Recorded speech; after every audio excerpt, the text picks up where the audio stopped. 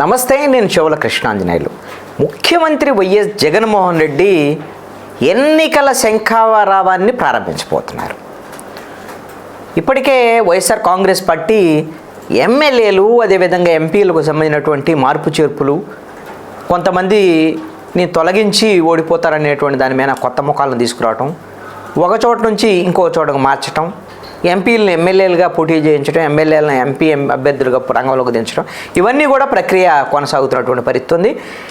నిన్న ఒక 9 మందితో 4వ జాబితాను కూడా ప్రకటించింది. బహుశా 5వ జాబితా తర్వాత ఇక పూర్తి స్థాయిలో 175 అసెంబ్లీ, అదేవిధంగా 25 పార్లమెంటుకు సంబంధించినటువంటి అభ్యర్థుల లిస్టును కూడా వైఎస్ఆర్ కాంగ్రెస్ పార్టీ రెడీ చేయబోతుంది. అయితే ఈ నెల 25వ తేదీ నుంచి, జనవరి 25వ తేదీ నుంచి ఎన్నికల సభలని ముఖ్యమంత్రి వైఎస్ జగన్మోహన్ రెడ్డి వైఎస్ఆర్ కాంగ్రెస్ పార్టీ అధినేతగా ఒక రాజకీయ పార్టీ, అదేవిధంగా ఎన్నికలకు సంబంధించినటువంటి సమర శంఖారావాన్ని పూరించబోతున్నారు జగన్మోహన్ రెడ్డి. అది కూడా ఉత్తరాంధ్రలో భీమిలిలో 25వ తేదీన మొట్టమొదటి బహిరంగ సభని జగన్మోహన్ రెడ్డి నిర్వహించబోతున్నారు.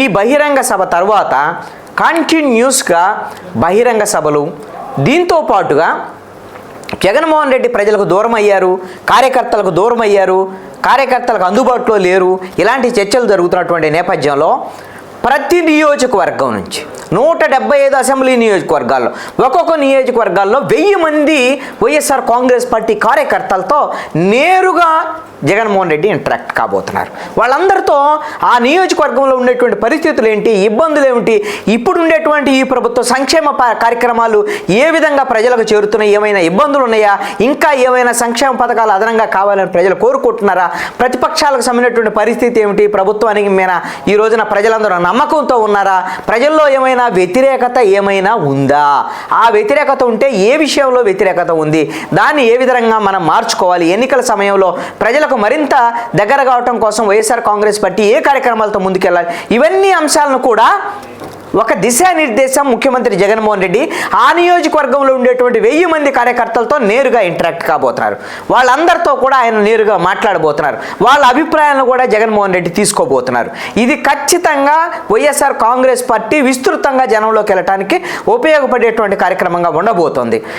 ఈ రోజున ప్రజల్లో కన్నా కూడా వైఎస్ఆర్ కాంగ్రెస్ పార్టీ క్షేత్రస్థాయి నాయకుల్లో కొంత అసంతృప్తి ఉంది వైఎస్ఆర్ కాంగ్రెస్ పార్టీ ప్రభుత్వమైన. ఎందుకు? మొత్తము సంక్షేమ పథకాలన్నీ అమలు అవుతున్నాయి, జగన్మోహన్ రెడ్డి ముఖ్యమంత్రిగా బటన్ నొక్కుతున్నారు, అదేవిధంగా ఎక్కడైనా సరే వాలంటీర్లు పెన్షన్లు ఇవ్వటం ఇవన్నీ కూడా తీసుకెళ్ళి ఇస్తున్నారు. ఇక మధ్యలో నాయకత్వం వైఎస్ఆర్ కాంగ్రెస్ పార్టీ నాయకులకు పని ఉంది. ఇంకా వాళ్ళ కనీసము ఏదైనా సంక్షేమ పథకాలకు అప్లై చేయాలన్నా కూడా గ్రామ వార్డు సచివాలయాలని ఈ రోజున గ్రామంలో ఉన్నాయి. ప్రతి ఊర్లో కూడా గ్రామ వార్డు సచివాలయాలు వచ్చాయి. అక్కడ ఉండేటువంటి ఉద్యోగుల దగ్గరికి వెళ్ళి ఎవరైనా సరే అప్లికేషన్ పెట్టుకుంటే, అసలు అక్కడికి వెళ్ళలేనటువంటి వాళ్ళు ఉంటే వాలంటీర్ని అప్రోచ్ అయినా వాలంటీరే మొత్తం అప్లికేషన్ రాసుకొని గ్రామ వార్డు సచివాలయాల ద్వారా ప్రాసెస్ చేసి వాళ్ళకి అర్హులైతే ఖచ్చితంగా స్కీమ్ వచ్చేటువంటి విధంగా చేస్తున్నారు.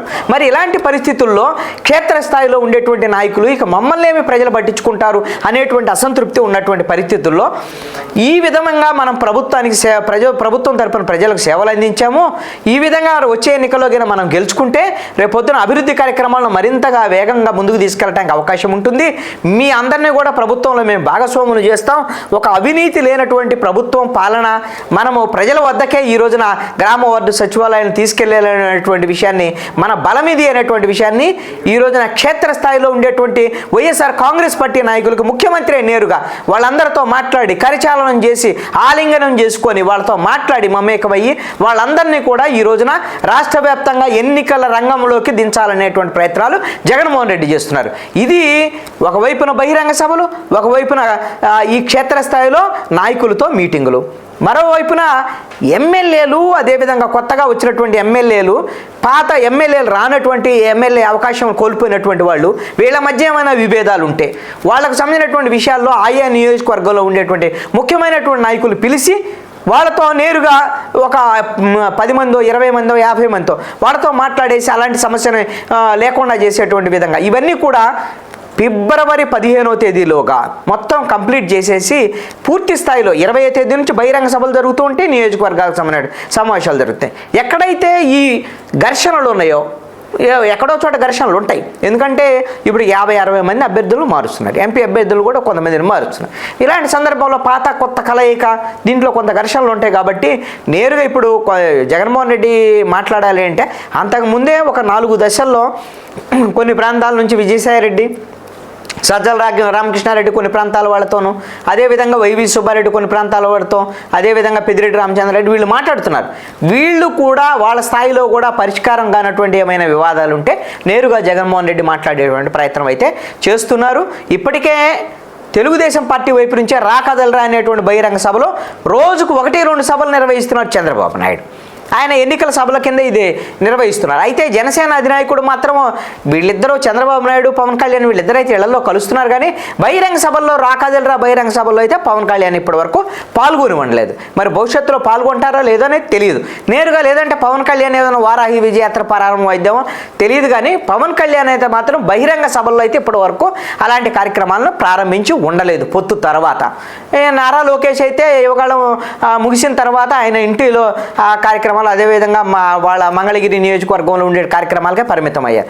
కానీ ఈ అభ్యర్థులకు సంబంధించినటువంటి అంశాలు మొత్తాన్ని కూడా కంప్లీట్ చేసుకొని ముందస్తుగా ఎన్నికల ప్రచారంలోకి వెళ్ళాలని, అదేవిధంగా రాకదలరా బహిరంగ సభల్లో చంద్రబాబు నాయుడు చేస్తున్నటువంటి ఆరోపణలకు ధీటైనటువంటి సమాధానం జగన్మోహన్ రెడ్డి నేరుగా బహిరంగ సభలతో ఇస్తే బాగుంటుంది అనేటువంటి దాని మీద జగన్మోహన్ రెడ్డి ఉన్నట్టుగా సమాచారం. అందుకని పక్కా ప్రణాళికతో భీమిలి నుంచి ఈ నెల 20వ తేదీ నుంచి ఎన్నికల శంఖారావాన్ని జగన్మోహన్ రెడ్డి ప్రారంభించబోతున్నారు.